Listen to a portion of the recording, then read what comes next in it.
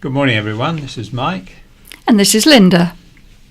And we start with the Society News for Friday the 19th of January 2018. On Tuesday, the Dolphins will be swimming this coming Tuesday evening on the 23rd of January at the Waterside Pool in Ryde. The swimming group has sole use of the pool during the sessions and there are lifeguards in attendance. If you are interested in joining the group, please contact the Society to advise us of your swimming ability and for us to advise the Waterside Pool. On Wednesday, the weekly coffee morning will be held at Millbrook House this Wednesday the 24th of January. The coffee mornings are not just for blind and partially sighted people. Anybody can come along and have a cup of tea or coffee as well as a piece of cake. Thursday, the knitters and natterers are meeting on the 25th of January at Millbrook House.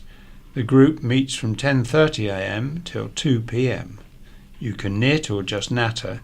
Then later in the afternoon, volunteers come in and read to the group from different topics.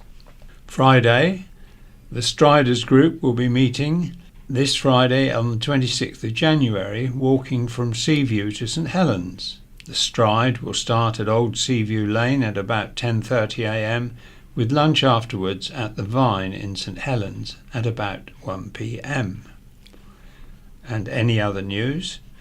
The first golf session of 2018 will be held on Sunday the 21st of January at 10:30 a.m.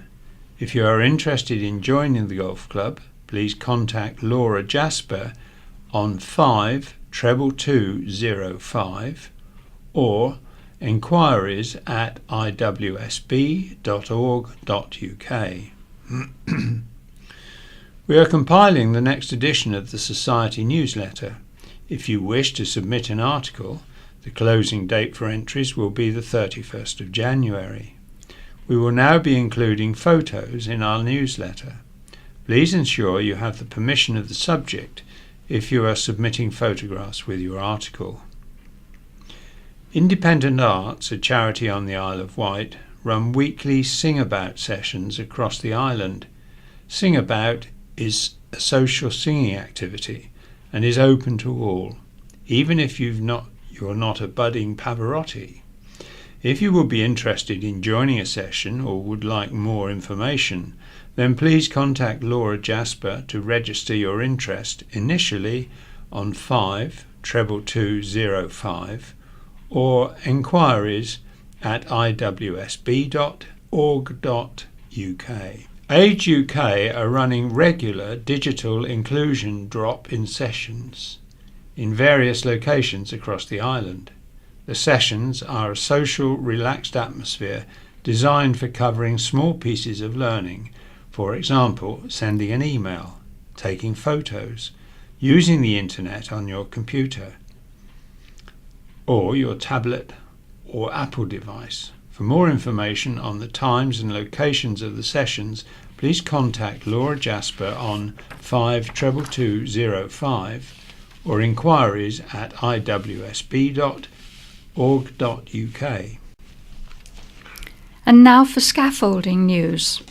In the Bay and Ventnor area, there is currently scaffolding at 70 High Street, Shanklin, Cutting Edge 25A High Street, Sandown, 4B Station Avenue, Sandown, and there are currently hoardings at the former Carlton Hotel Esplanade, Sandown, and there are rubbish skips at 1 Melville Street, Sandown, outside Sandown Pier, Pier Street, Sandown.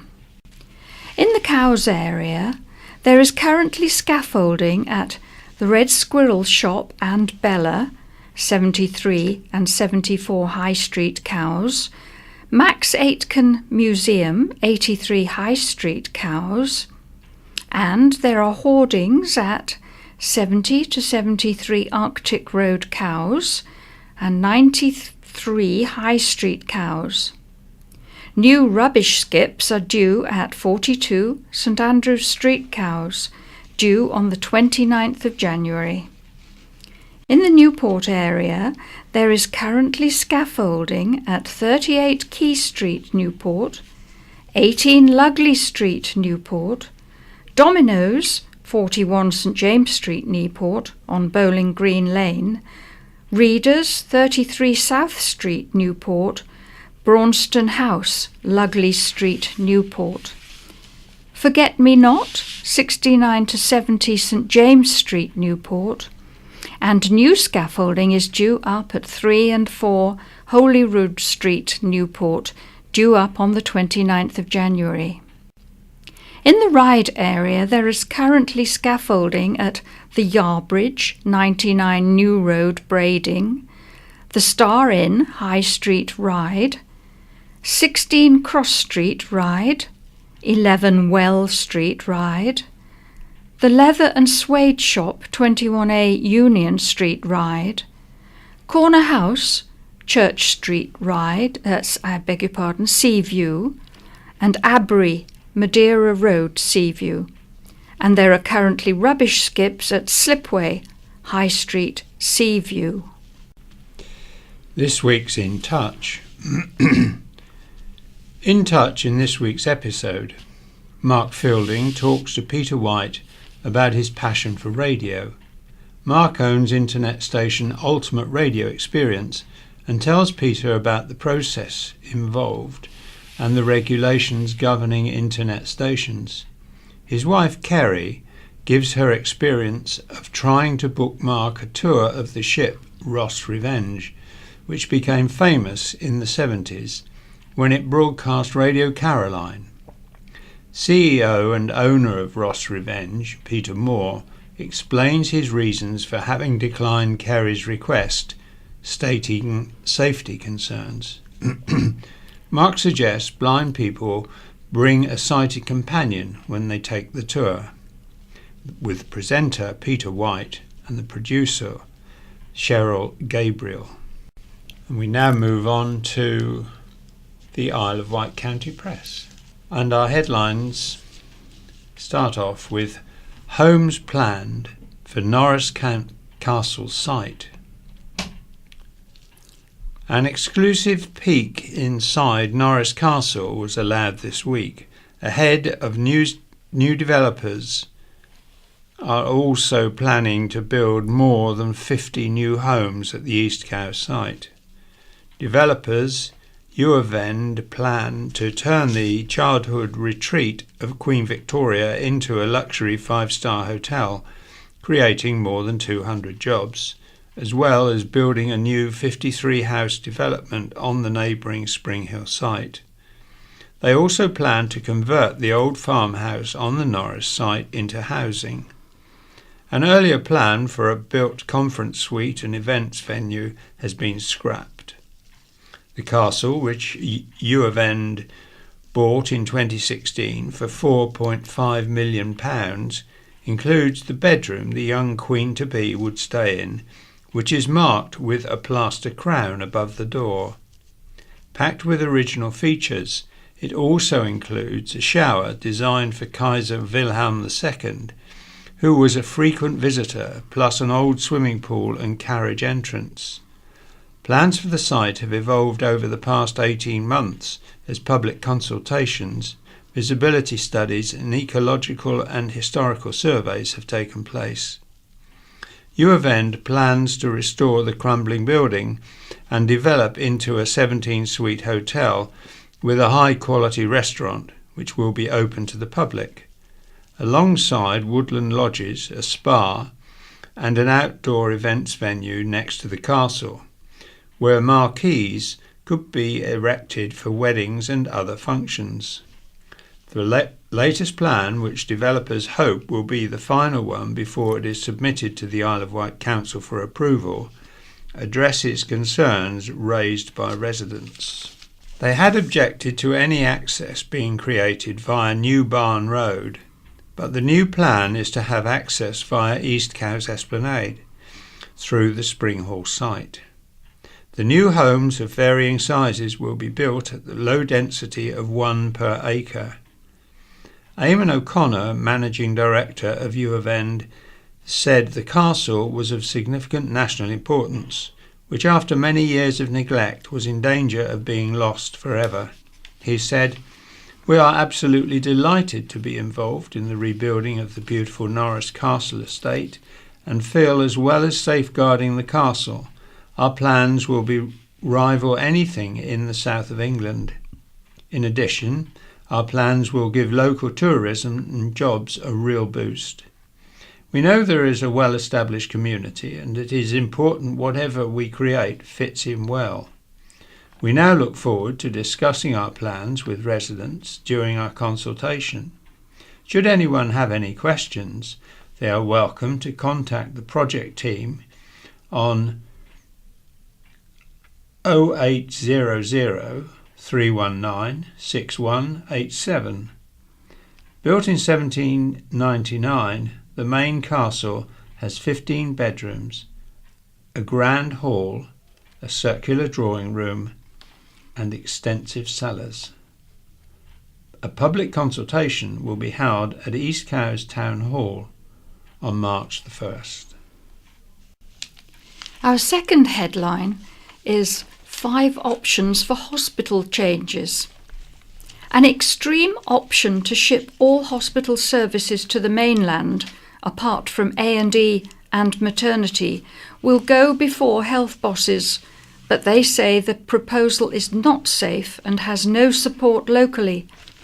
Executives from the Isle of Wight and Hampshire have been working on the controversial Sustainability and Transformation Plan, STP, to remodel hospital services, and 5 options are now on the table.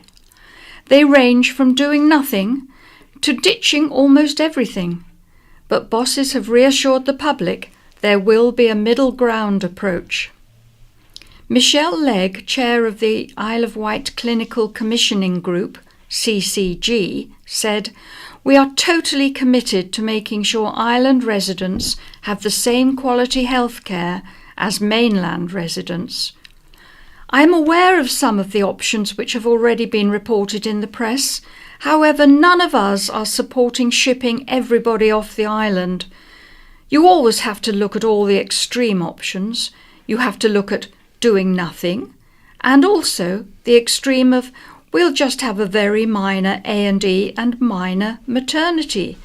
But that is not appropriate. It is not safe, and no one is supporting it. 48% of elected surgery already goes off the island, and we want to bring as much of that back as we can. The Isle of Wight Labour Party fears the worst and has organised a day of action in protest. It will take place on February the 3rd, supported by the Isle of Wight Save Our National Health Service group.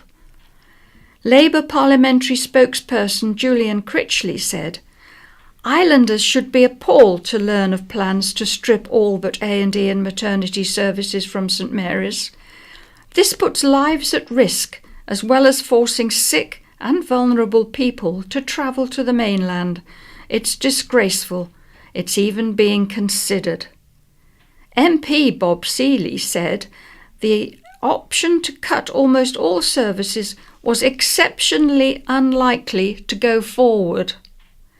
"My priorities are for patients to have fewer journeys to the mainland and get more treatment on the island, even if slightly more surgical treatments have to go to the mainland," he said. "There is the opportunity to return some services from the mainland to the island and to develop the island as a centre of excellence in niche services."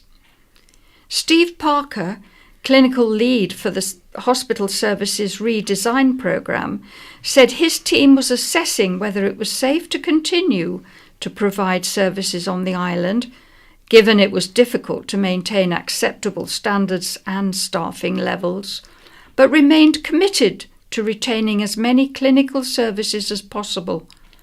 Health Watch IW said, "We hope any plans take account of travel, public transport and public opinion, and reflect the unique challenges faced by island residents. People with cancer detailed the struggles of travel when they were unwell and particularly vulnerable to financial hardship. The impact of travel was therefore magnified to become a genuinely grueling experience. The options will be considered at the CCG's next public meeting on February the 1st. A call for public service ferries. MP Bob Seeley has urged the government to grant the Isle of Wight Council powers which would force ferry companies to provide a public service. During the parliamentary debate this week, he told MPs and the government some £100 million a year was spent by islanders on some of the most expensive ferry routes in the world. However, Mr Seeley's proposals came under fire from boss of Red Funnel, Kevin George, who said the government should hand over cash to subsidise services. Mr Seeley said the ferry companies were privatised in the 1980s with no public service obligation in a significant and pretty unique era. He said, "There appears to be no desire to rectify that situation, yet elsewhere public money tends to get thrown at locations with isolation issues." Speaking after the meeting, he added, "I want the ferries to do more to support the island." He said the Isle of Wight Council, working with the Department for Transport, should have the power to enforce a public service obligation upon the ferry companies, which could involve forcing ferry firms to run extra services at cheaper rates. Wightlink Chief Executive Keith Greenfield said, "We support Bob Seeley's call for the government to recognise the financial challenges of living and working on the island in future funding settlements. But we cannot agree with many of his observations about Solent ferries. Although our sailings are busy in summer, we also run many loss-making services, recognising our obligation to serve the island community throughout the year." Mr George said, "If the government is prepared to subsidise services that support a service obligation, then we would be happy to review such a scheme. However, without such funding, the idea of a service obligation or regulation is in reality a hollow promise." A spokesman for Hover Travel said, "We are more than willing to work with the local MP to explore how increased funding and support can be used to assist the island." GKN faces a hostile bid of £7.4 billion. Engineering firm GKN, which employs hundreds of people on the island, is facing a hostile takeover bid after rejecting an offer last week. Manufacturing company Melrose made the unsolicited bid, but GKN turned it down, with bosses saying it was opportunistic and undervalued the company. GKN was reportedly valued at £7 billion. Melrose has since approached GKN shareholders in a bid to convince them to support a merger worth £7.4 billion.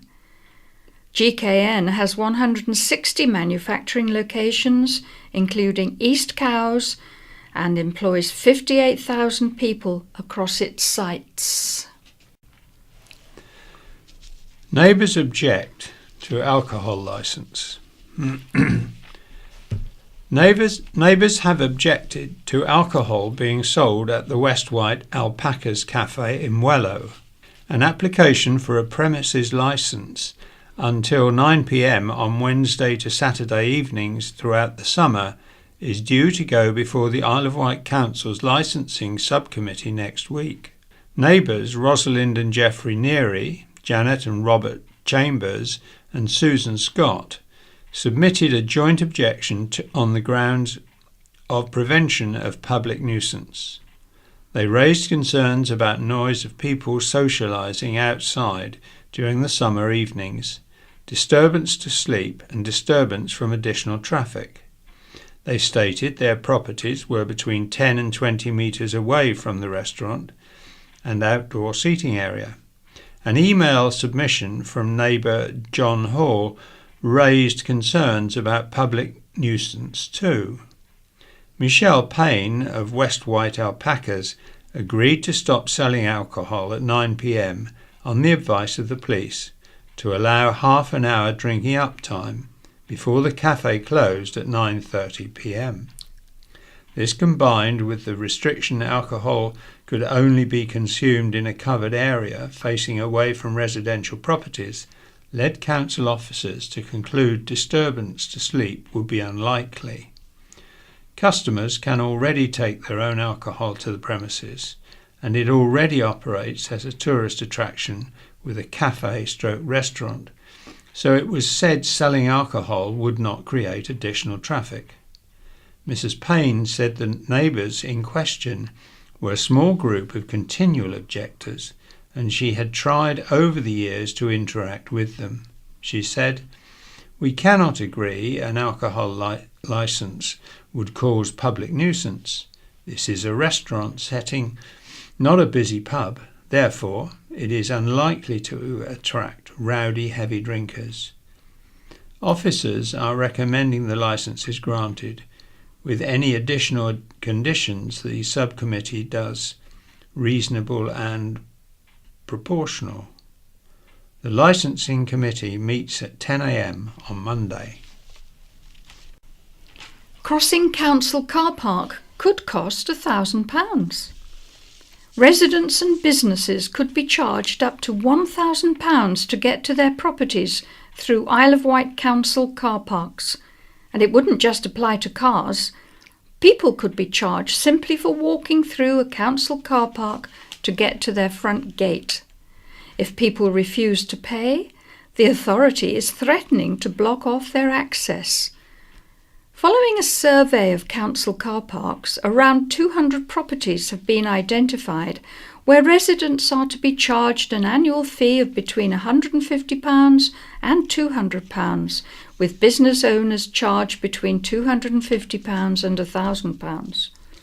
According to a briefing note to councillors and seen by the county press, the audit has highlighted some owners have created and are using inherited accesses onto council land without permission, which in some instances has raised health and safety concerns. There is an opportunity to implement licences and charge an appropriate licence fee for each one.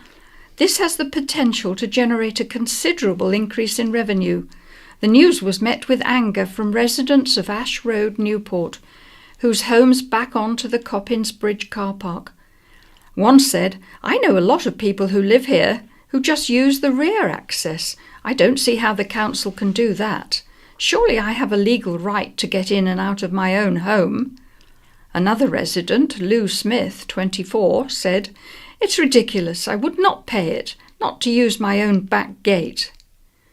Retired driver Michael Woodford, 62, said, "I would remove my own door, put a fence across it and use the front access rather than pay."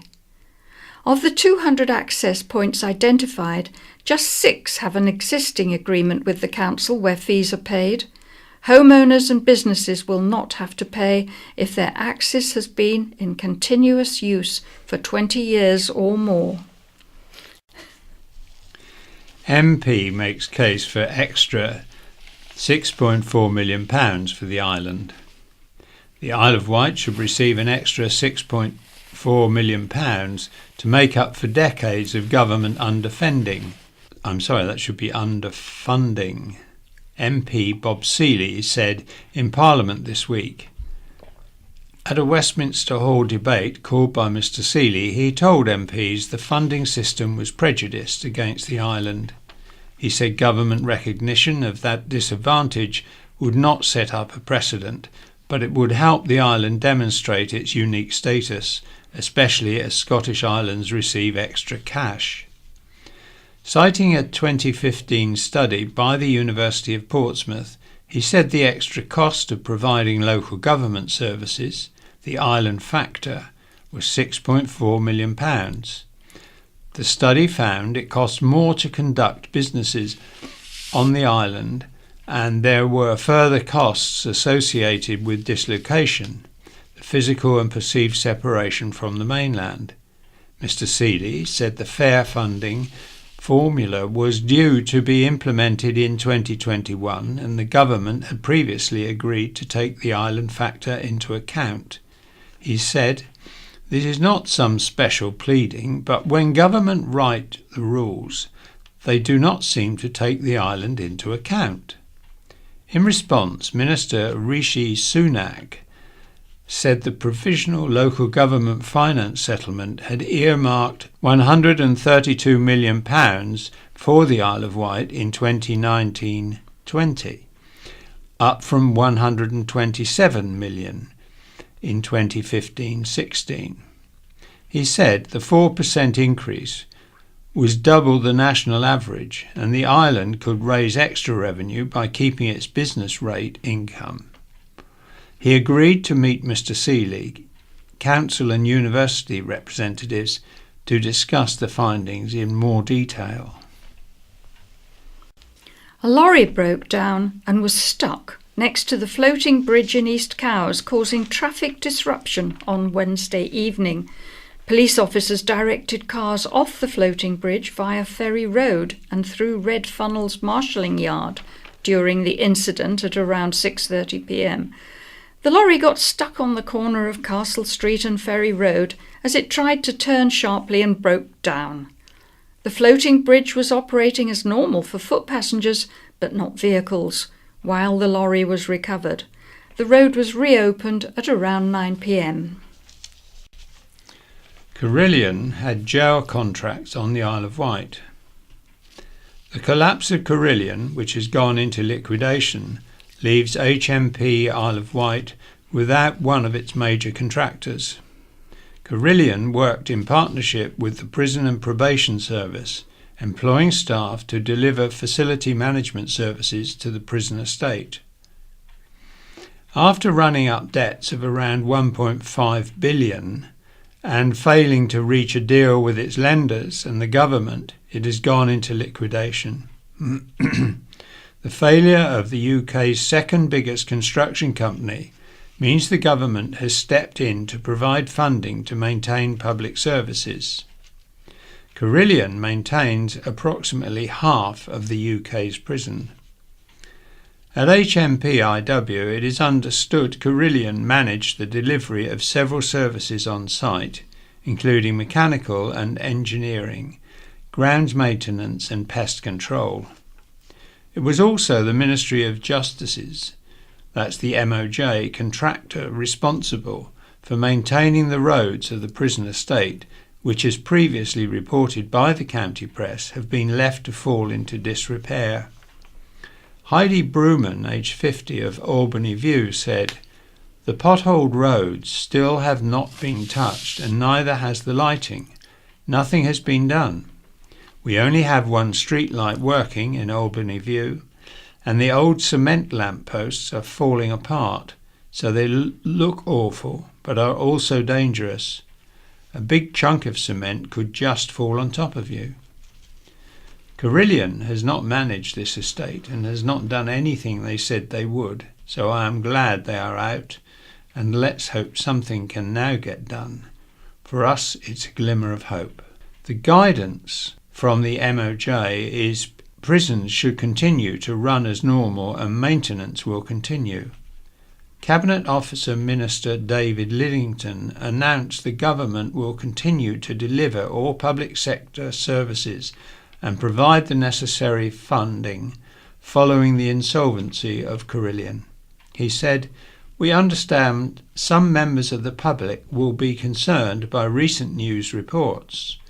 All employees should keep coming to work. You will continue to get paid. Staff engaged on public sector contracts still have important work to do." Mr. Bob Seeley MP will meet with the Defence Minister to discuss a new radar technology demonstrator at the BAE Systems facility in Cowes.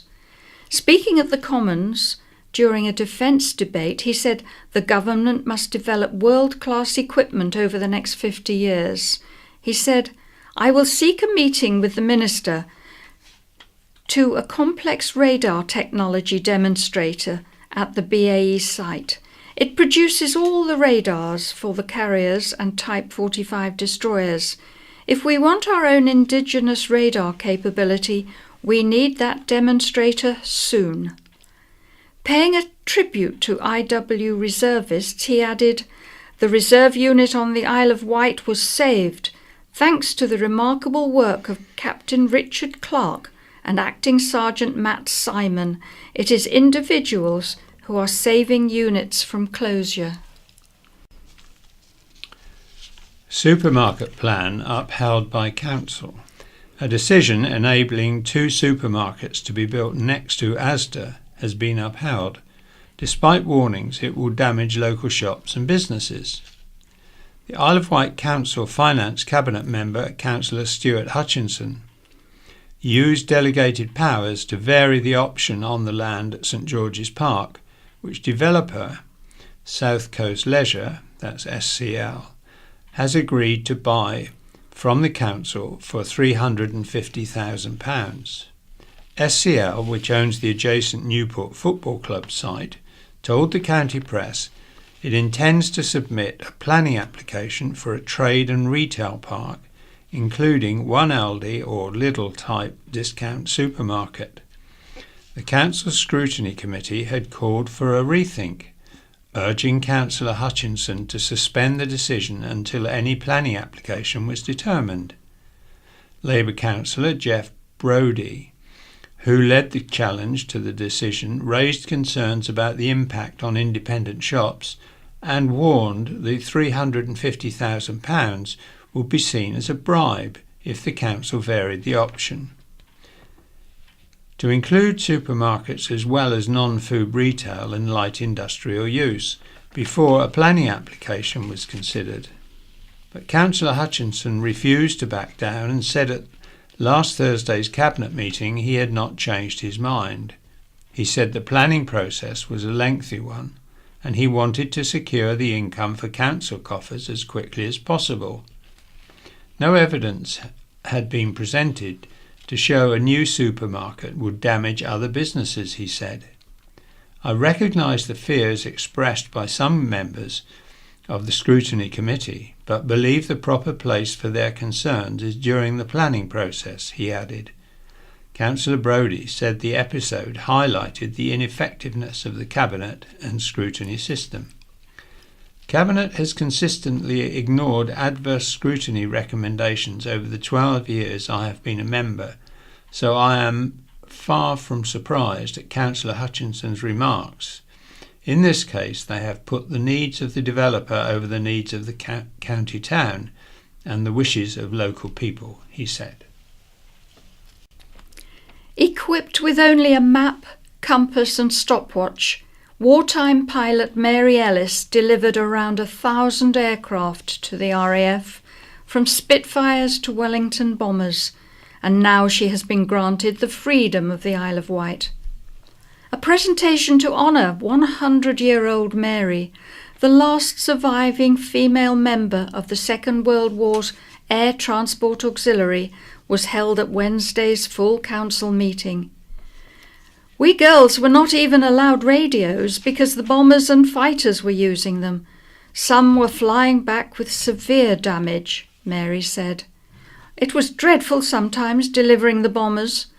One time I had to stay at the RAF airfield overnight, and in the morning I went down for breakfast and all the young men were gone. I said, "Where is everybody?" And I was told that they had never come back. Her dangerous work was vital to the war effort as she made sure squadrons were kept replenished with aircraft in the fight against Nazi Germany, and she and her female colleagues were trailblazers for today's generation of women RAF pilots. Flying planes is amazing. It's so exhilarating. The last aeroplane I flew was a Spitfire when I was 98, and it was just like the old days. After the war, Mary went on to become Europe's first female air commandant, managing the airport at Sandown for 20 years, during which time she inspired women to learn to fly at the Isle of Wight Aero Club, which she founded. As the highest honour a local authority can bestow, Mary joins an elite group of people, including the late Oscar-winning film director Anthony Minghella, record-breaking yachtswoman Dame Ellen MacArthur, and hover travel founder Sir Christopher Bland, who have received the freedom of the Isle of Wight. Council leader Councillor Dave Stewart said, "I am sure I speak on behalf of the entire island community when I say how proud we are of everything Mary Ellis has done for our country and the Isle of Wight." Councillors voted unanimously to bestow the honour. Floaty proposals will make things worse. The Floaty Stakeholders campaign group has attacked proposals which could see barriers and a traffic crossing with lights built at the floating bridge slipways. In a leaked letter seen by the county press, Opus International Consultants has made the recommendations to the Isle of Wight Council. The authority commissioned a study from the consultants firm in a bid to improve the loading and unloading of vehicles. However, Floaty stakeholders say, far from improving the situation, the plans would slow passengers and traffic and would result in fewer crossings per hour. Under the proposals, the northern footway on the Cowes side of the river would be expanded to separate pedestrians from vehicles. Among the proposals on the East Cowes side are lines to separate foot passengers from vehicles and a remodelling of the northern footpath. Both sides of the river would have barriers, gates and signals installed. Floaty stakeholders said, if this council proposal is correct, it appears to be severely and unnecessarily over-engineered, creating brand new problems which will make even fewer crossings possible. The last floating bridge made a profit for the council, but this bridge is less frequent and unreliable, and these plans for barriers, traffic lights and puffing crossings look set to make the situation even worse. An Isle of Wight Council spokesperson said, plans aimed at improving the safety and efficiency of loading arrangements were put on hold last year, while we worked to address issues with the vessel. The plans detailed in the Opus letter are not finalised and may change before final designs are put out for public consultation in early spring. A former Isle of Wight Salvation Army Corps Sergeant Major is in custody in the USA on charges of soliciting a child. Roy Anthony Williams, 52, was known on the island for organising the Salvation Army's Christmas dinners for several years, although the Isle of Wight branch said he left in June 2016. The News Herald, a newspaper covering Loudoun County, Tennessee, reported Mr. Williams had admitted trying to persuade a 13-year-old girl to engage in acts that would constitute aggravated statutory rape. He has been charged with pursuing a Lenore City teenager for sex and has been detained on an £80,000 bond prior to sentencing on January the 30th. Lenore City Police Sergeant Lynette Ladd reported, Williams did send the girl messages encouraging her to meet him and offering to go to her residence and pick her up. The report said the girl was invited to Williams' room at a motel, which is where law enforcement officers found him. Williams had sent text messages knowing the girl was under 18 years old. A spokesperson for the Salvation Army said, "We confirm Roy Williams was a soldier, a member of the Isle of Wight Corps. On August the 3rd, 2017, as soon as we heard of the allegations made against him, he was removed from membership of the Salvation Army. We are shocked and horrified at the behaviour, which has led to him being charged and imprisoned in the USA. Our thoughts and prayers are with all those individuals affected by his actions. We would stress we take the protection of children and vulnerable adults very seriously, and the Salvation Army has robust safeguarding procedures in place. Judge: Chappelle's defence, simply not believable. Former BHS owner Dominic Chappelle has pledged to appeal against his conviction for failing to give information about the firm's pension schemes to investigators after it collapsed with the loss of thousands of jobs. Chappelle, aged 51, the former director of Island Harbour, said he was disappointed and annoyed and complained he had not been treated fairly. His defence: he could not provide information as he had been locked out of the chain's headquarters after it folded, was dismissed by the judge as simply not believable. Following a trial at Brighton Magistrates Court last week, District Judge Ashworth said Chappelle, who claimed he has done everything and more to help the pensions regulator, that's the TPR, with its probe, was not a credible witness. I do not believe the defendant's account at all, he said. Chappelle was the director of Retail Acquisitions, the company that acquired BHS for £1 from billionaire Sir Philip Green in 2015. It went into administration in April 2016, leaving a £571 million pension deficit. Sir Philip later agreed to pay £363 million towards it. Chappelle was convicted of 3 counts of failing to provide information to the regulator. In the separate action, TPR is pursuing Chappelle of Clenston Manor near Blandford Forum in Dorset for a contribution, understood to be in the millions, to the BHS pension scheme. He has been ordered to provide a full financial explanation of his income, outgoings, assets at his sentencing at Winchester Crown Court, sitting as a magistrates' court on January the 19th. A request for the sentencing to be adjourned because Chappelle was travelling to Italy was refused. Judge Ashworth said the defendant can alter his travel arrangements.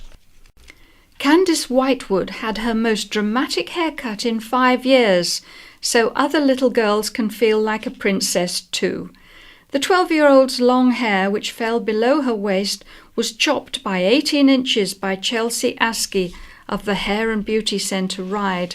It will be made into wigs by the Little Princess Trust for Children who have lost their hair. The Carisbrooke College student raised an additional £200 in sponsorship for the trust. Her mother, Louise Cant, said, "I got a bit emotional watching her have it cut. I was so proud of her." And that's all from Linda. And it's goodbye from Mike. Bye-bye, everyone. Bye-bye. Good morning, everyone. This is the County Press for January the 19th, and this is Barry and Pauline Hunter. we start off with a letter concerning the 1975 European referendum, and it says that this vote was a stab in the dark. It's from Ian Mackay, Totland. Your correspondent, Barry Green, makes the point that the results of the EU referendum should be called into question because it was not made clear what Brexit would look like. I would like to draw his attention to what the UK voted for in the EEC referendum in 1975 and what the EU looks like now.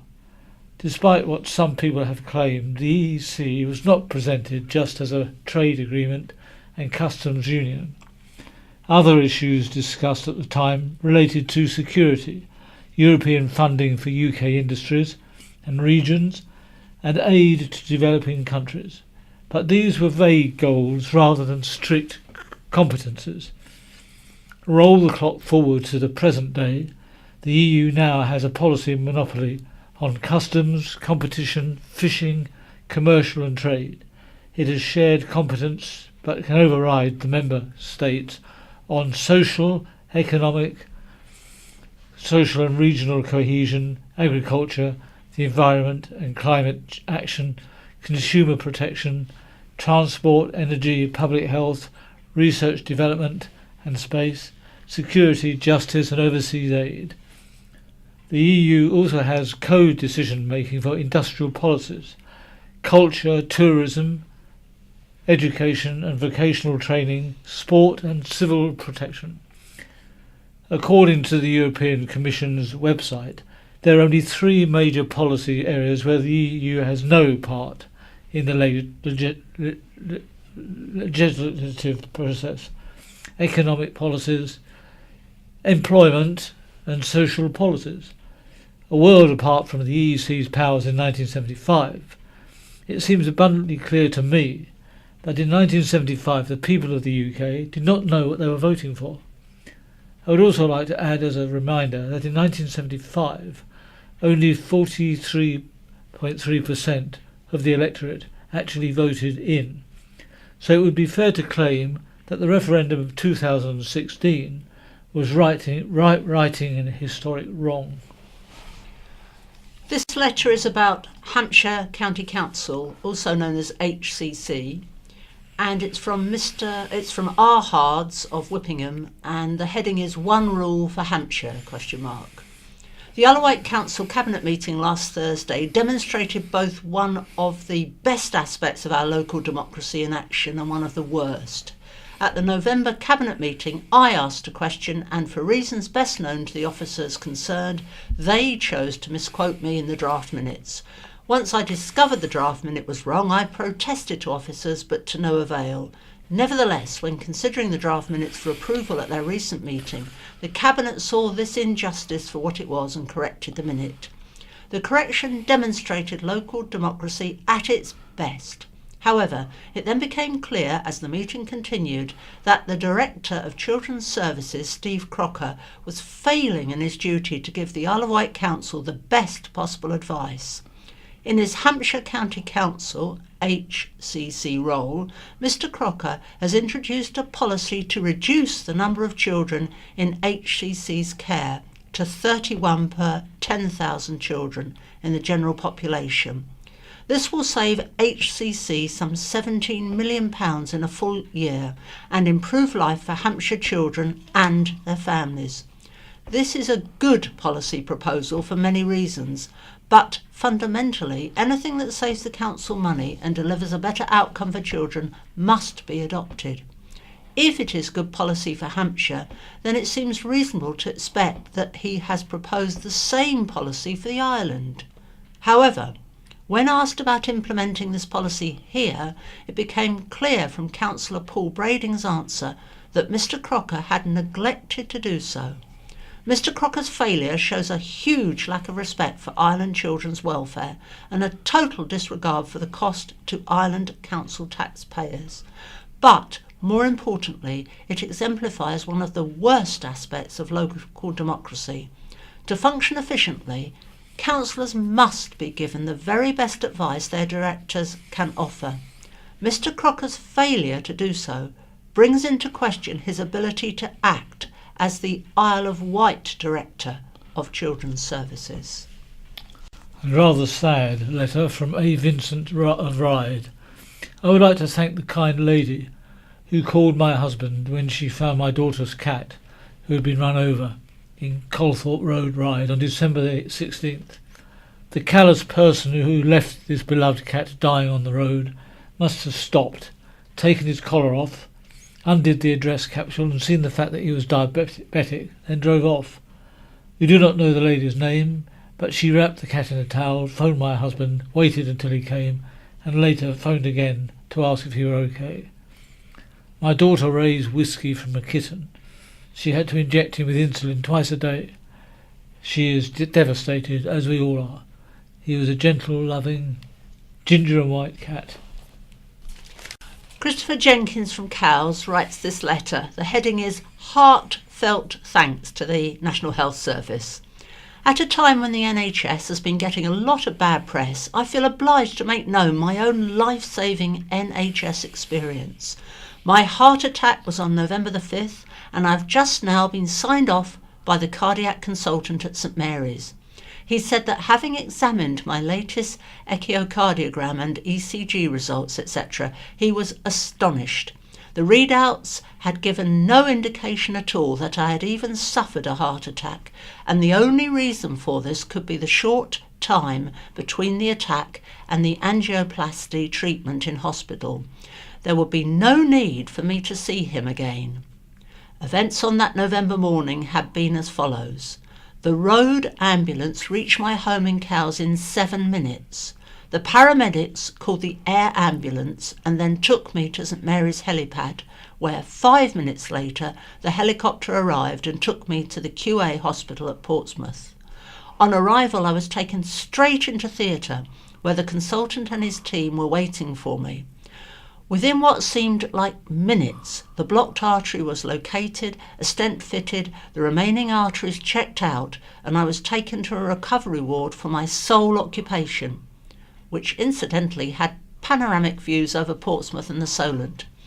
It goes without saying I owe a huge debt of gratitude not only to those concerned in getting me to the QA so quickly, while in addition providing emergency treatment en route, but also to all the professional and other staff involved in my treatment at the QA, and thereafter at the NHS Ireland Cardiac Rehab Centre.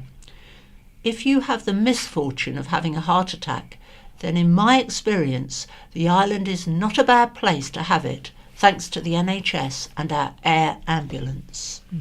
And from John Baldry at Ventnor, regarding the J. Gibbons letter, The Care Dilemma, although initially positive regarding value for money, it is inaccurate by saying that we are a country on its uppers. We are the world's 5th largest economy. Of course, we expect a first-class service, as we rightly should, but we expect it at a third-rate funding.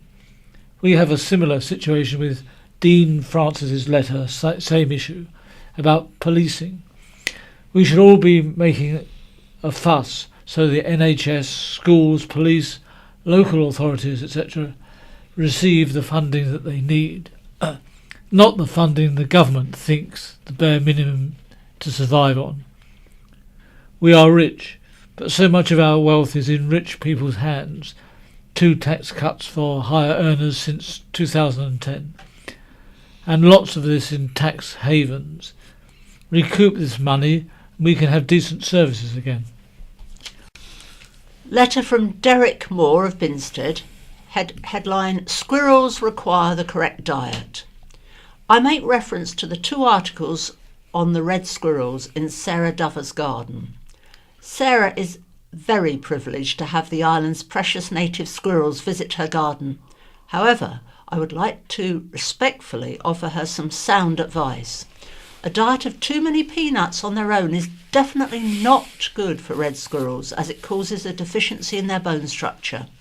Their favourite staple diet is hazelnuts and walnuts, with some sunflower seeds. It is interesting to watch them get into a hazelnut within 22 seconds. The red squirrel digestive system is quite delicate compared with the American grey, which thankfully we don't have on the island. This information can be found on the Wight Squirrel Project website. I have been informed by an expert it is unlikely the squirrels in Sarah's garden are kittens, as it is the wrong time of year.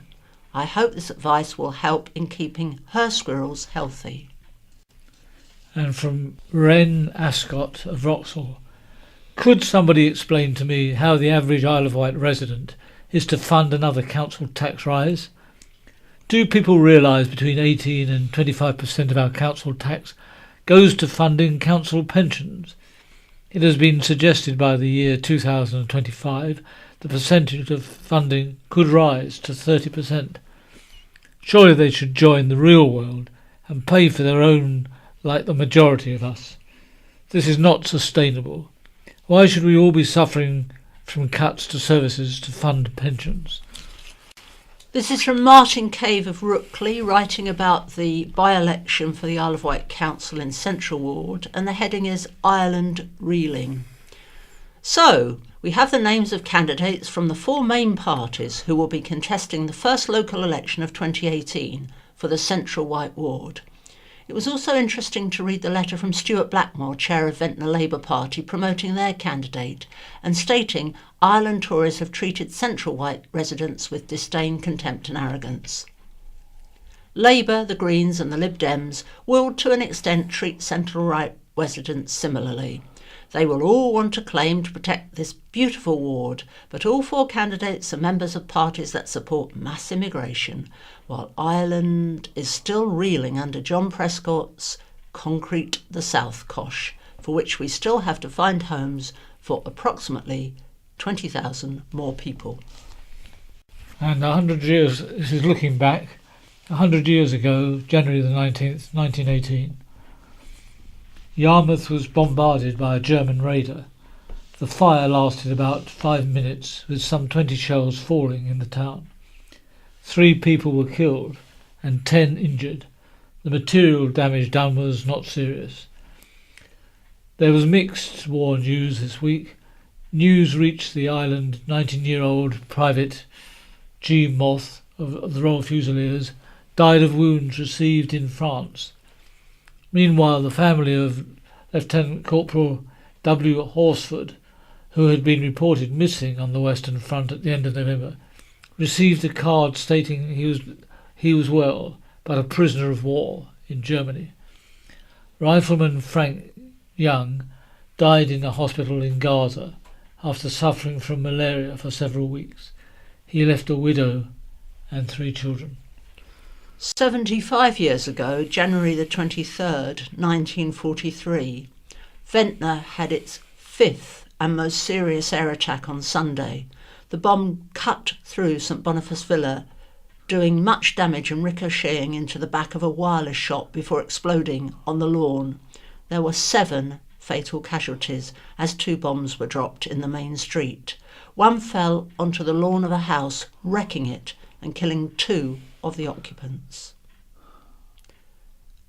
An island milk producer was fined when he was found to be selling watered milk with colouring. The milk contained upwards of 15% added water and on 3 occasions vegetable dye.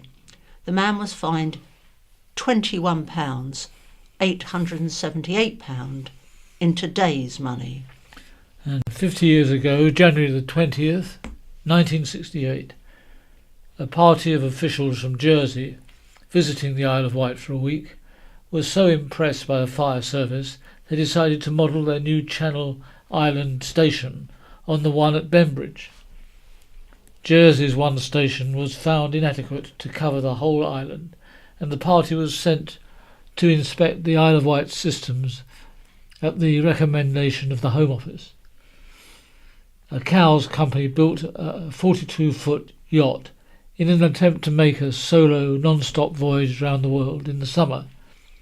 The boat, made by W.A. Sauter and Son, was specially designed for the 7-month voyage with space for 1 ton of food on board.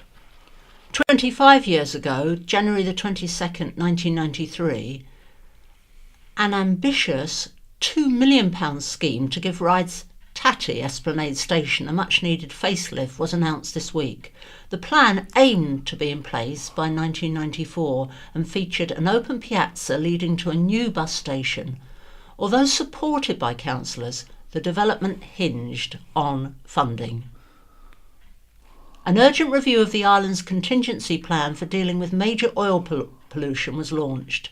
This was sparked by the oil spillage around the Shetland Islands, with the council offering to send an emergency planning expert to Shetland to help it cope with the problems faced by a wrecked oil tanker. And 10 years ago, January the 18th, 2008, high-profile comedian Russell Brand came to take a looky-wook at the island, and it was rumoured he was house hunting. Spotted mingling, being chased by paparazzi, Brand visited Ventnor Haven Fishery and the Met. He also made a pit stop at a gardening store where he bought 6 pairs of wellies for clay pigeon shooting. The biggest shake-up of the island's primary schools saw 23 schools close.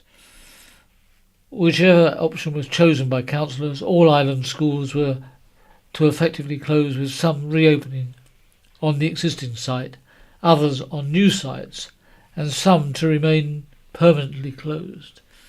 The council said it cost up to £2 million extra a year to sustain very small primary schools. This is Wight Memories. The headline is Discovering Special Islanders. The question is, do you know any hidden heroes? James Woolven discovers a new project which is looking for islanders past and present who have yet to be acknowledged. A project organised by museums and galleries across the island is celebrating the remarkable people who have lived on the Isle of Wight. Isle of Wight Hidden Heroes intends to shine a light on those people and is asking islanders to have a think about any relatives, living or dead, who have done interesting things in their life. A spokesperson for the project said, "Reminisce with friends and family about Auntie Mabel, who pulled her children from the rubble of a bombed building during the Blitz, or your relative who worked as a midwife at St Mary's Hospital, delivering babies for 30 years, or the man down the road who invented something incredible in his garden shed. They can be as wide-reaching as you like. It's all about unearthing the people who haven't been acknowledged. Just pop over to the website and post them on there. You can submit as many hidden heroes as you like. Don't feel as if you have to hold back. This way, the pride you have in your ancestors can be shared with the rest of the Isle of Wight." A range of people have already been identified, with more being added week by week. One such hero is Marion Jo Carstairs, who was dubbed the fastest woman on the water.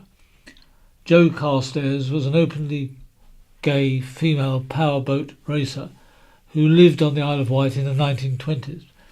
The millionaire heiress lived an unconventional life, following her passion for fast boats to the island, where she commissioned powerboats from celebrated boat builder Sammy Saunders.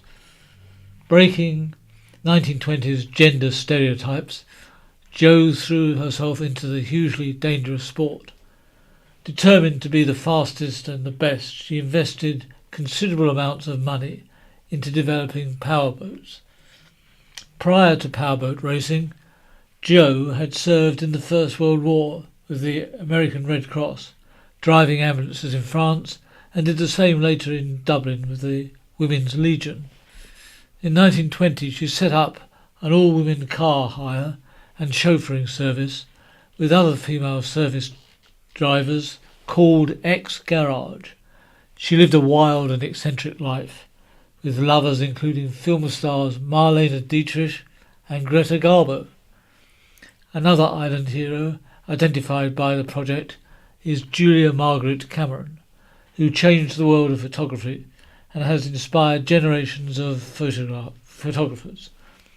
Receiving her first camera at the age of 48 as a present from her daughter, she became responsible for helping to turn photography into an art form, experimenting with soft focus and close-cropped portraits.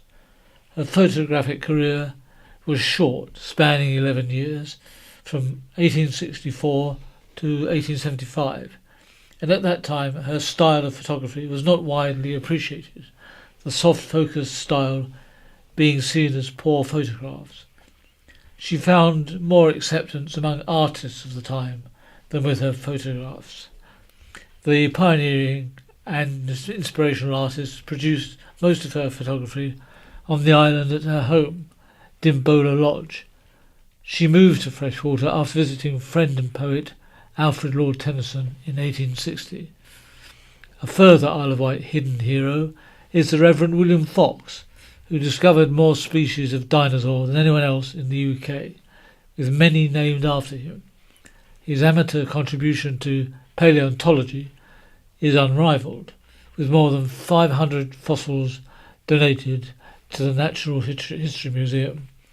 The Reverend Fox arrived on the island in 1862 to assist the vicar in Brightstone, although it soon became clear his real passion in life was fossil hunting. His daily excursions along the cliff paths and beaches of the West Wight yielded many significant new fossil finds. Much of his collection is still used today for study and reference. One of the hidden heroes identified by the project is a living hero, Andy Stamford Clark. Andy carries out his high-powered role of Chief Technology Officer at IBM UK from his 16th century cottage on the south side of the island. Among his many inventions is a messaging protocol he co-created, MQTT. MQTT underlies every message sent on Facebook Messenger, with currently 1.3 billion people across the globe using it. MQTT is just one thing Andy has done to bring him the IBM title of Master Inventor. He has more than 40 patents to his name. Today, he specialises in the Internet of Things, putting sensors and tiny computers in a range of objects, meaning they can collect information and talk to the wider world. Andy's inventions started early in life. When he was just 8, he built some electronic circuitry for his mother, which detected when it was raining and then sounded an alarm so she could get the washing off the line. Andy has a vision for the Isle of Wight to encourage start-up companies to be formed on the island. He hopes young people will grow their ideas here rather than feel they have to move to the mainland. A major hidden hero exhibition is taking place at the Key Arts from February the 10th to March the 24th, and project organisers hope some of the heroes submitted by the public will be incorporated, meaning people will be able to see their own friends and relatives on the gallery walls. There are a number of Isle of Wight Hidden Heroes events and talks taking place across the island in the coming months. All the details can be found on the project website, Isle of Wight Hidden Heroes. The project has been supported by Arts Council England, and the main island partners include Carisbrooke Castle Museum, Dimbola Museum and Galleries, Classic Boat Museum and the Isle of Wight Council Heritage Service. Now we have my view. Jonathan Young. Sunlight is the best village disinfectant. Something is rotten in the state of Bembridge. Factional bickering in island politics is sadly all too common, even at parish level. But when emails are being strewn around like confetti, see one newly elected councillor described by colleagues as, quote, absolute lowlife, a complete worthless individual, and failing as a person, then someone definitely needs to get a grip. Matters are not helped when the chairman tells one group of councillors elected on a platform of transparency that they must wait a month for responses to emails, because that's what it says in the Freedom of Information Act. It doesn't, by the way. Open Bembridge won parish seats last May amid controversy over the council's property portfolio and its financial health.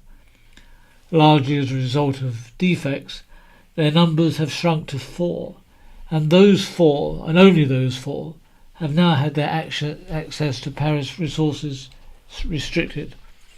Among documents they want to see are minutes of meetings which took place before they were elected.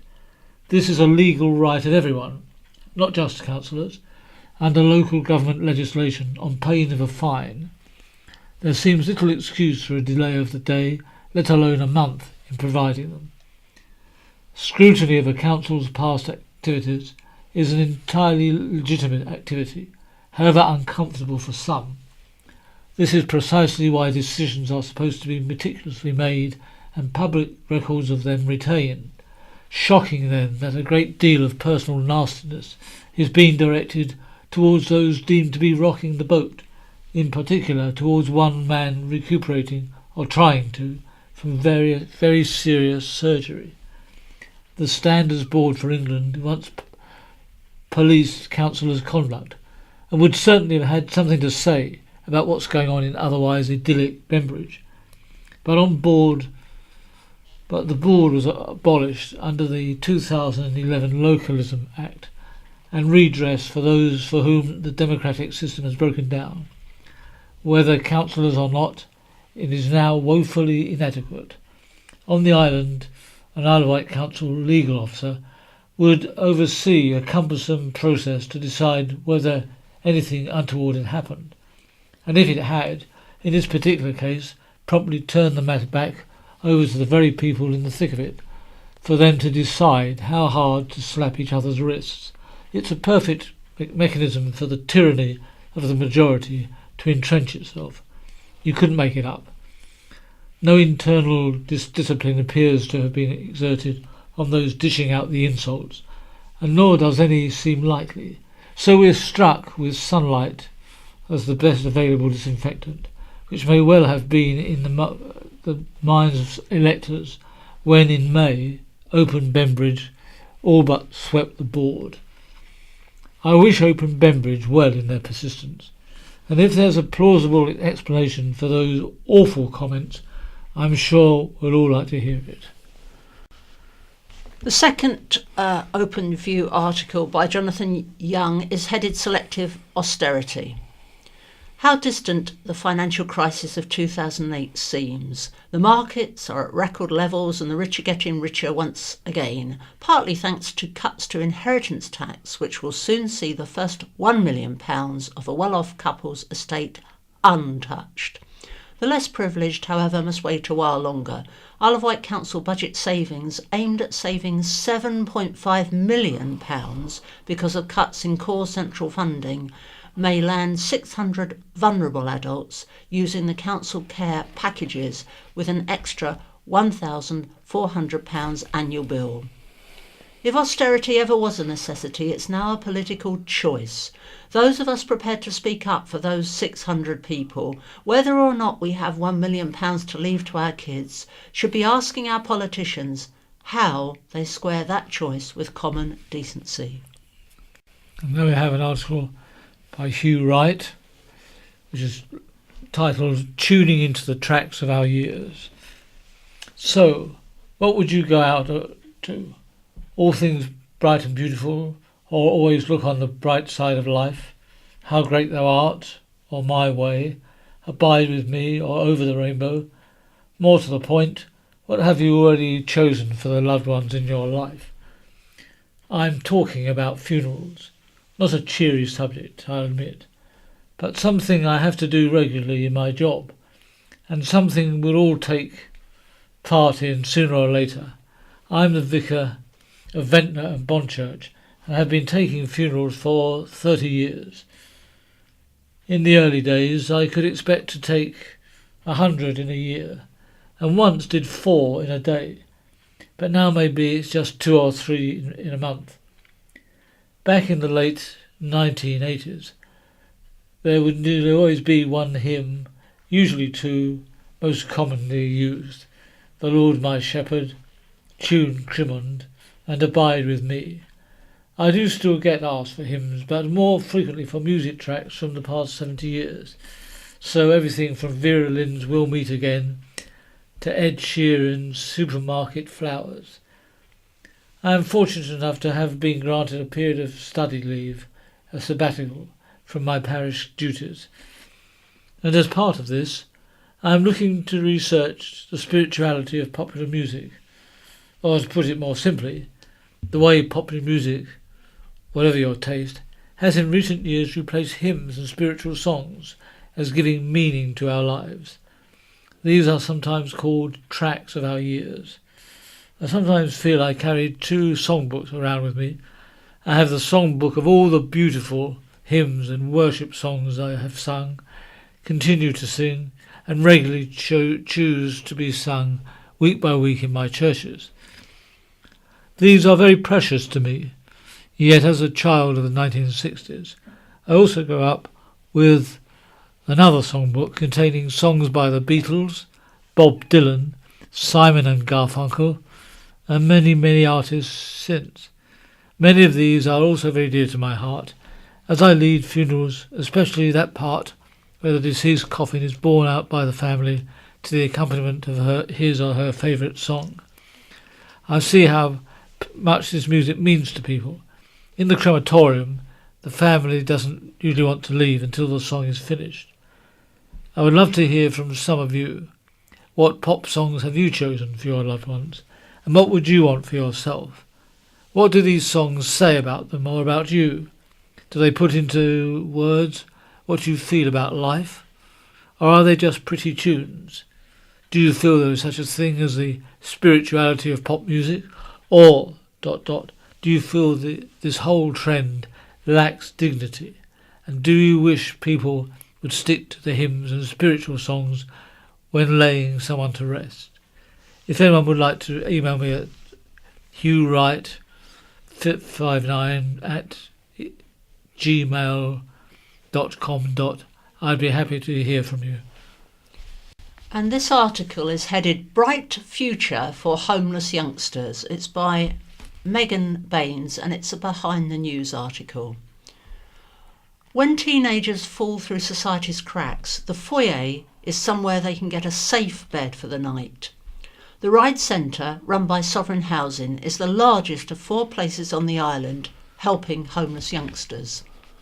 Beds are available to anyone aged 16 to 25, although most residents are in their late teens.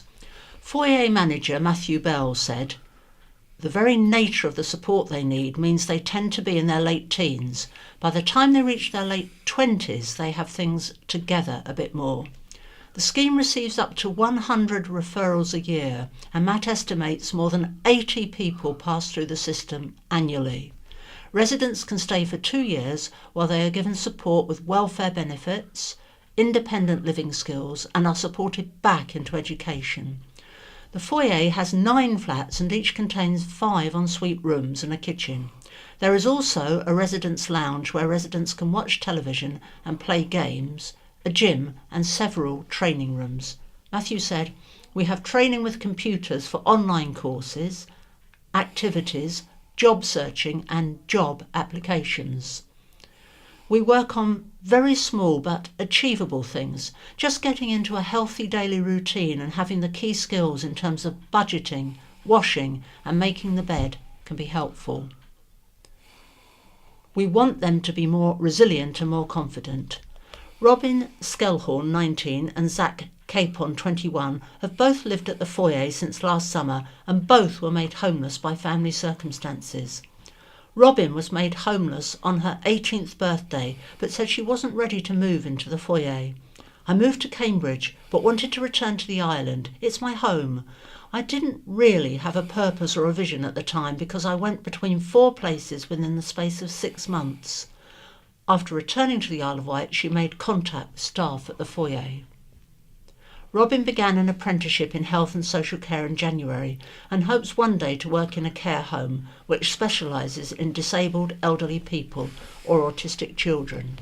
Zach was also made homeless last year and moved into the foyer when he was unable to continue sofa surfing. "It was either this or the streets," he said. A Christian, he said he gets support from his local parish at Elim Church, and members of the congregation put him up when he first became homeless. He is now working in an apprenticeship with the new Carnival company. Zach said, "I am working on a project to do with the biosphere. We are making costumes, doing designs, and next year we will be travelling around the UK and abroad." Although there is a strong element of independence at the foyer, residents are supported by staff who are on site all 24 hours a day, 365 days a year. "This is the place I feel most settled and most safe," said Robin. 8 Isle of Wight councillors met residents at the foyer in December to learn more about how the service supports young people who are homeless and at risk of homelessness. They heard from Sovereign Housing before a tour and a meeting with Zach and Robin, who explained how the foyer helped them to learn skills they needed to get into education while providing a safe home and support they needed. Councillor Jeff Brodie said, "This is my first visit to the foyer after all my years as a councillor, and it's been an extremely interesting experience. I learned a great deal during the tour, and if I were 18 again and in need of this kind of service, I couldn't think of a better place to live. Councillor Charles Chapman has been involved in the foyer from the beginning and was pleased to be invited back. He said, "I still see some of the young people who left long ago, some married with children of their own, others doing well and working in good jobs. We're all proud of the foyer in Ryde. Long may it continue to do this most essential work on behalf of the community." And this next section is What's On, and it begins with a meeting of the Ventnor and District Local History Society, and the next meeting will be at the Masonic Hall, Grove Road, at 7:30pm next Friday, January the 26th. The speaker will be Dr. Alan Clark, who will talk on the island's south coast, its origins and historical changes. Visitors are welcome. Entry is £2. Members are reminded the £10 annual subscription is now due. The Alzheimer Cafe will take place at Shanklin United Reformed Church at 2pm on Wednesday. The cafe is a free, informal meeting place for people living with dementia, their families, friends, carers and those with an interest in the condition. It provides a welcoming, friendly atmosphere with an environment with an opportunity to chat with health and social care professionals and volunteers, make new friends and listen to informative talks or interviews whilst enjoying refreshments provided. Free transport can be arranged. For further information, contact 220200. This is about a meeting for friendship at the Time Out Cafe in Ryde. The questions are: feeling lonely? Just need to get out? Do you help look after your husband, wife, parent, friend or neighbour? Then go with or without them to enjoy organised activities, soup and roll, fun and friendship at Time Out Cafe on the 4th Wednesday of the month, 1pm to 3:30pm at St John's Church Hall, High Park Road, Ryde. An indoor market is held each Friday at Freshwater Memorial Hall between 8:30am and 12 noon. Bric-a-brac, plants, puzzle books, produce, collectibles, greeting cards, jewellery, Isle of Wight gifts, soft furnishings and household items. Refreshments available. Newport Carers Support Group meets on Thursday at the Riverside Centre, Newport, between 1:30pm and 4. Come and join us for a cup of tea and learn how to use an iPad in an informal and fun setting at your own pace.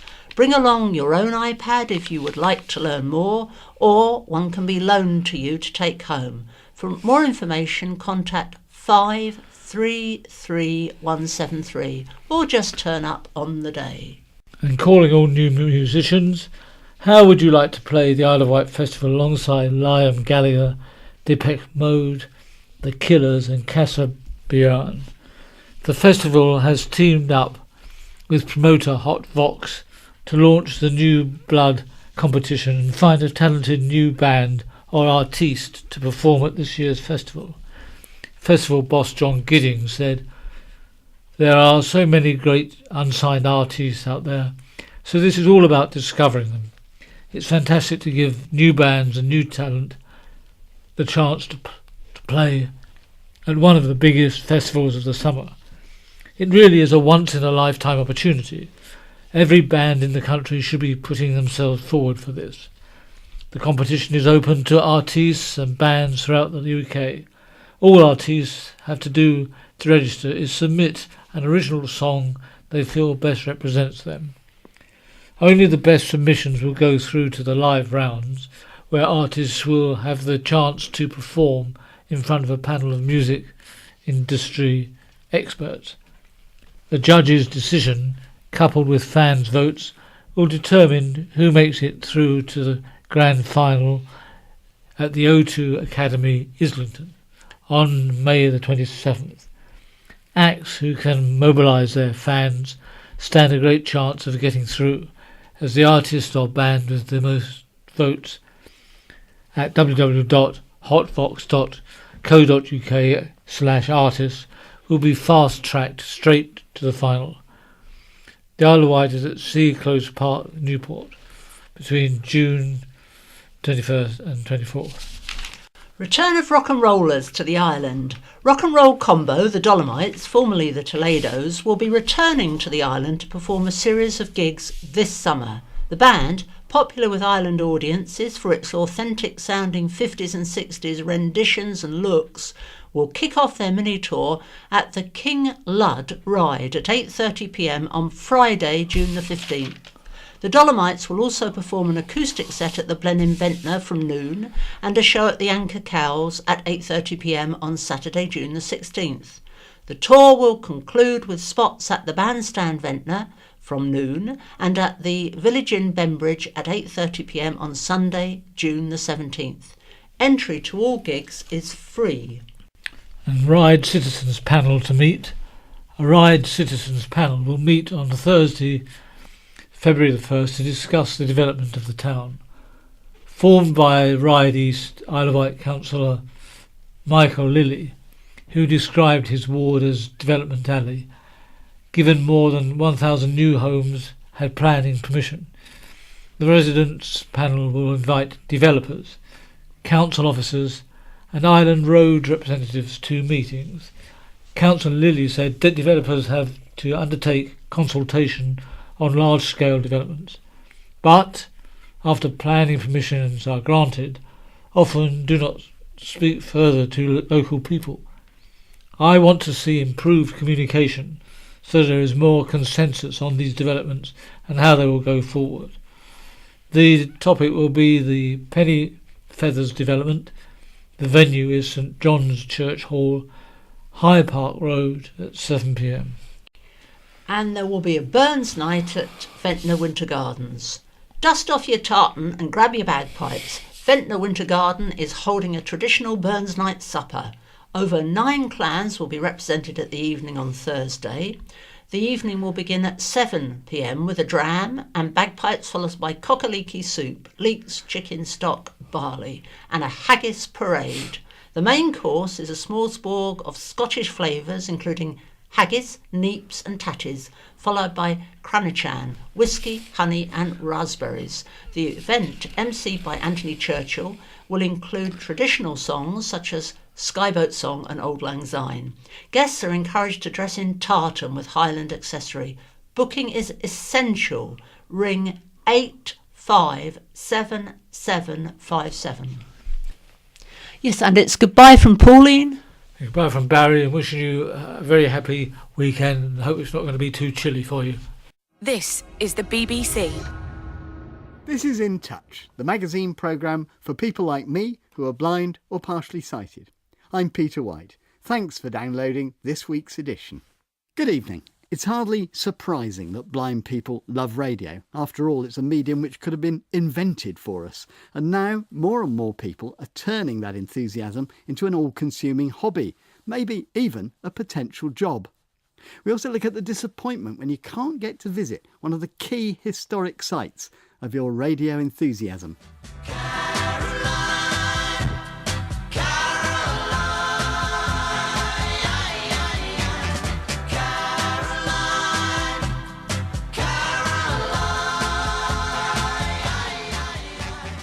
That'll set a few bells ringing, I'm sure. More about that later in the programme. But my studio guest tonight is Mark Fielding. He's in our Blackburn studio. Now, Mark is one of those people who's turned his abiding love of radio into a major interest by at first broadcasting on and then buying an internet radio station. It sounds a bit like this. School Days 80s Request Show with Mark Fielding. Ultimate radio experience.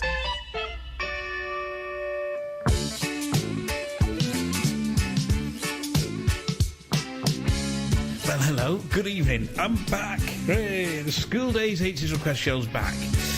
And which means it must be a new year. And Mark's by no means alone. Quite a number of visually impaired aspiring broadcasters are taking to the air regularly. Mark Fielding, welcome. Hello. So we've heard you in action. Just tell me a bit more about your station, modestly called Ultimate Radio Experience. You know, what does it do? We do mainly music programmes. We've dabbled in making documentaries as well. We strive to have decent quality in terms of the way we present our shows, the way we produce our shows, the engineering and technical side, we stream at quite a high bit rate. So we try to go for quality. And how many visually impaired people? I mean, is it an all visually impaired team, or is it a mixture? We have a mixture. All the managers on the station are vision impaired. So just take me back to the beginning here, because I haven't got a clue how I would start an internet station, even though I work in radio. What do you need to get started? OK, you need a server, some way of streaming your programmes out there to the internet as a whole. You need a website, obviously, so that people have that point of contact. You also need a fair amount of technical stuff. You need, obviously, a PC, so that PC can communicate. You need a mixer desk. You need microphones, headphones. You need a large record collection, a music collection. And that doesn't sound cheap. I mean, before we talk about the money, do you need a licence? You need to stream on the internet. You need 2 licenses. One for PRS, so that the royalties are paid to the artists whose music you play. And you need a PPL licence, which is effectively it's a public performance licence. This is not chicken feed, is it? I mean, you need quite a lot of money. I mean, OK, you may have the PC, you may have, if you're keen, a lot of the other stuff, but there's quite a lot of outlay there, surely. I would say the 2 licenses for us come to about £500 per year, and our server costs and streaming costs and various other overheads that we have come to about £25 a month. So it's not a massive amount, but equally you need, a fair amount of money behind you. We split it obviously between the 3 owners of the station, so it's not too bad for us. But I mean, are you making any money? No. We could potentially make money. I think our licence permits us to make a small amount of money. I think it's up to £1,000. So we could probably just about cover our costs, but we don't do that. We do it for the love of doing radio. And we're talking about this in terms of something that visually impaired people are doing. Is there any particular reason why you, as an individual, would need to work with other visually impaired people? I mean, it's radio, it's music. There's not a visual element in it. You could work with anyone, couldn't you? I could. I think, from my perspective, there are technical reasons why working for, say, an independent radio station, there are the issues of making that accessible. The software that I have is accessible, but most stations in this country don't use the same software that I use. Now, you're in the process of rebranding your station. What does that mean, and why are you doing it? We've been around for 3 years now. We've achieved a lot. But our server and the website has been held over in America, which there are logistical problems with that happening, given that most of us who manage the station, well, all of us who manage the station, live in the UK. I don't mean to be kind of insulting, but haven't you got almost as many people working for you as you've got listeners? Yeah, that is true. The truth of the matter is, with the internet, you have a lot of stations out there and a limited number of people who listen. So the pot to choose from is fairly small. We're about to increase the size of our server. So we are limited at the moment, but that limit is about to be quadrupled. So that should help things along. To about 100, is that right? Yeah. Somewhere in that region. Yeah. Mark, we'll talk more about the nuts and bolts of how you do it later on, because I think people will be interested in how you actually physically do it. But I mean, tell me about your own radio enthusiasm. What was your early listening and what got you so hooked? I've always had a thing for music. I've loved music from a really young age, and then I kind of discovered radio. In the early stages, it was things like Radio 1, and being from the Greater Manchester area, it was Piccadilly Radio. And then I caught a documentary on Radio 1 all about 60s offshore radio. And music radio didn't exist as an entity until 1964. Right. And, Radio Caroline changed all of that. Well, you've brought us exactly to the point that I wanted to raise, because it was that enthusiasm that led your wife, Kerry, to try and get you aboard Ross Revenge, which is the ship which still broadcasts under the name of the much-loved 60s pirate radio station, Caroline. But that didn't quite go according to Kerry's plan, as she explained to our reporter Tom Walker. I contacted Ross Revenge Radio Caroline Tours, and I started having a conversation with a lady called Paula back in November. We had a conversation backwards and forwards, and I explained that Mark was blind and that I was looking for, what did I need to do to get one of these tickets so that he could go on the Ross Revenge tour. So she said to me, well, we've got a trip in May 2018 and it's booking up fast, so if you want it, let me know. I emailed over again and said, I'd really like to book Mark on a trip.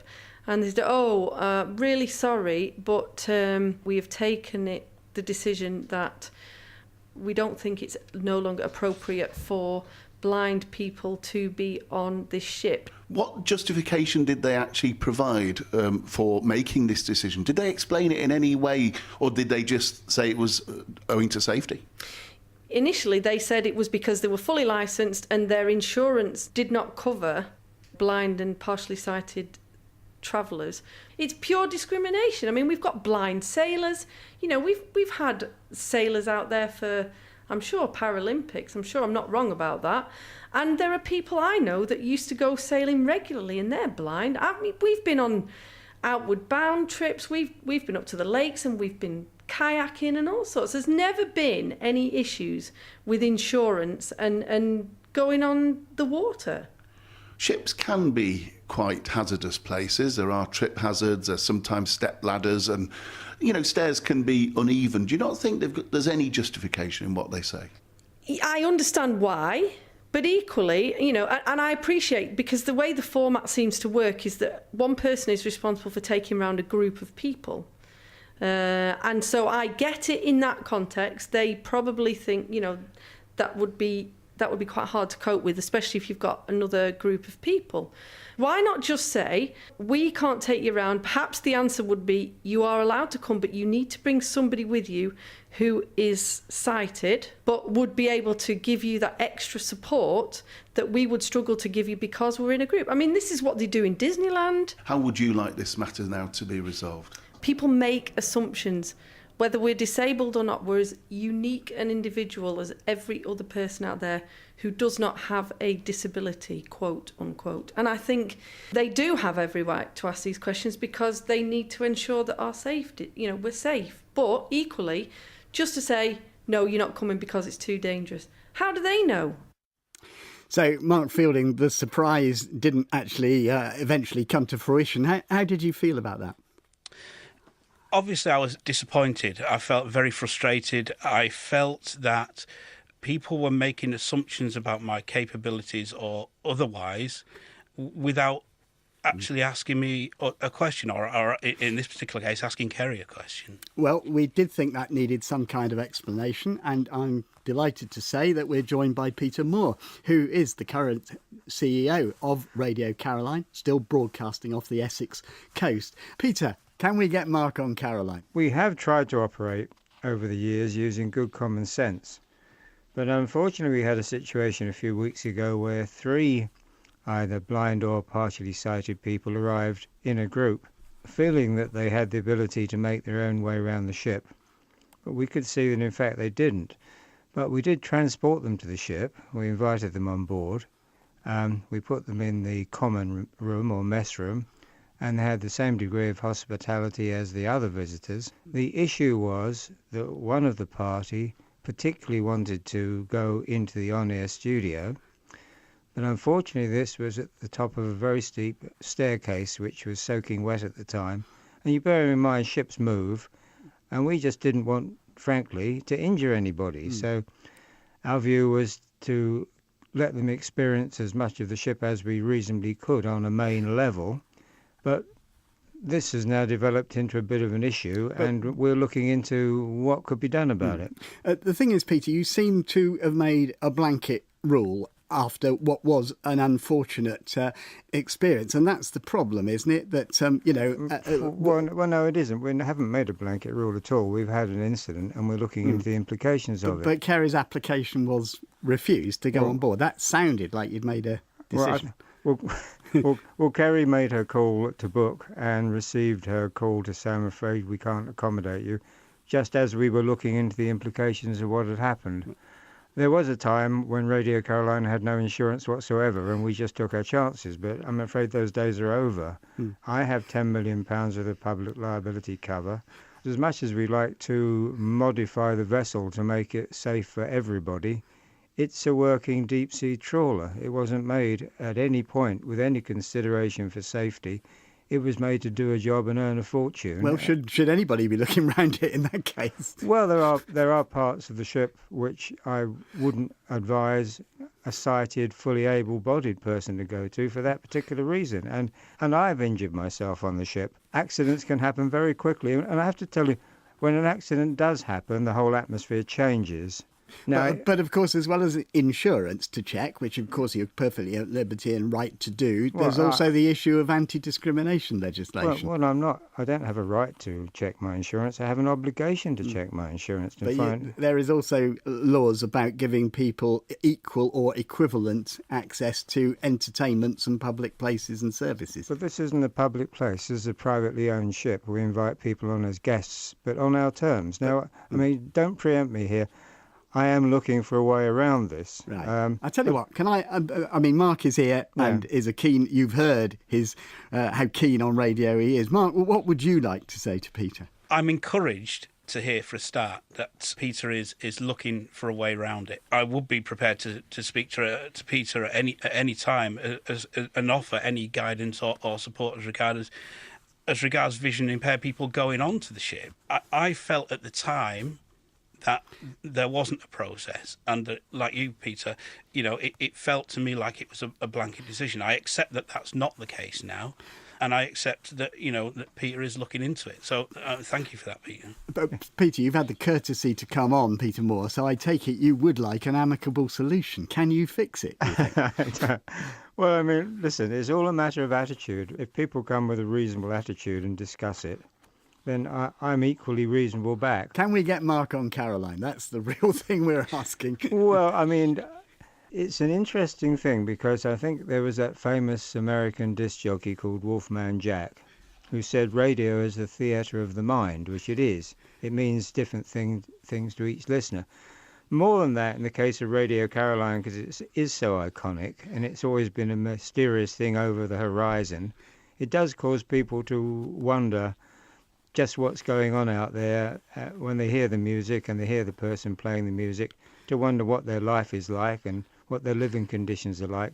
So obviously there's an interest to experience there, but all I'm saying, and don't castigate it for me, is that I don't want anyone to get hurt.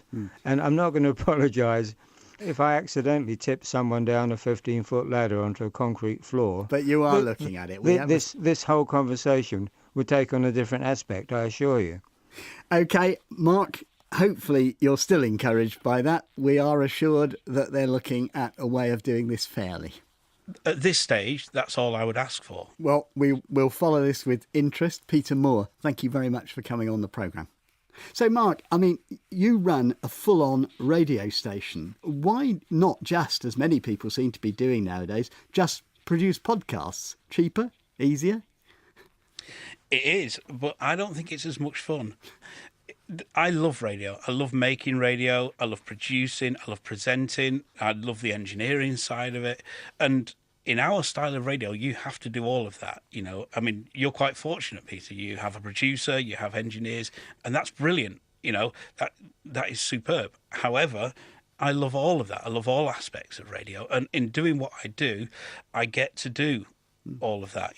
When I'm on air, I'm my on-air producer. When I'm putting the shows together, I'm the off-air production. I put everything together myself. And so I get to do that. And podcasting, it'd be great, but there are certain different regulations with podcasting. I'm not allowed to play whole tracks. And a lot of people will be interested in just how you do it. I know you sometimes get requests while you're on air and you get to play them, and you often get to play them quite quickly. Just explain how you do it. How do you do it so fast? That's quite easy. I have my studio software open all the time. Obviously, I'm on the air. It's playing out music. It's got my jingle carts and everything there. And also, in a different window on the computer, I have opened my music library. So if I receive an email or a tweet from somebody saying they want to hear Duran Duran, I can just flick over to my music library. I press the search button, so I'm into the search window. I type Duran Duran, Planet Earth, tab across. It will bring up all the different copies of that I've got, because obviously on various compilation albums you get different copies of it. I scroll down to the one that I want, select it, I copy it, flick back across to the studio, put myself in the right place, and then I just paste it into the playlist, and then obviously I do the link at the end of the song that's playing out, and then I can bring that next song in. Doesn't sound that simple to me. And what happens if it's not in your vast record collection? If it's not in my vast record collection, I can go looking on things like iTunes and just buy it from there, really. But you can do all that while a previous normal length record is playing, can you? If it's a track I don't have, I can go into iTunes and download it. It may take 5 or 10 minutes to do that. I've got my computer set so that it automatically puts anything that I download from iTunes into my music library. So once I've heard the tone to say that it's downloaded, I can flick back into my music library and just do exactly the same process. Right. One final question. Is there a realistic career in this? I know you're doing it for fun, but it's quite an expensive hobby. Can it turn into a career? I think it could do. There are people out there who are visually impaired who are doing it. One of our managers still works for 2 other radio stations, independent local radio stations. So yes, people can do it. Would I want to do it? Maybe. If someone came in and said to me, we heard the bit on In Touch and we think you're all right, can we have a conversation? I would certainly have a conversation with them. But in the meantime, you're just having a good time. I'm having a great time. Mark Fielding, thank you very much for being our guest, and do enjoy your day on Caroline if you get it. We hope you do. Hopefully I will do. Thank you. That's it from me, Peter Wight, producer Cheryl Gabriel and the team. Goodbye.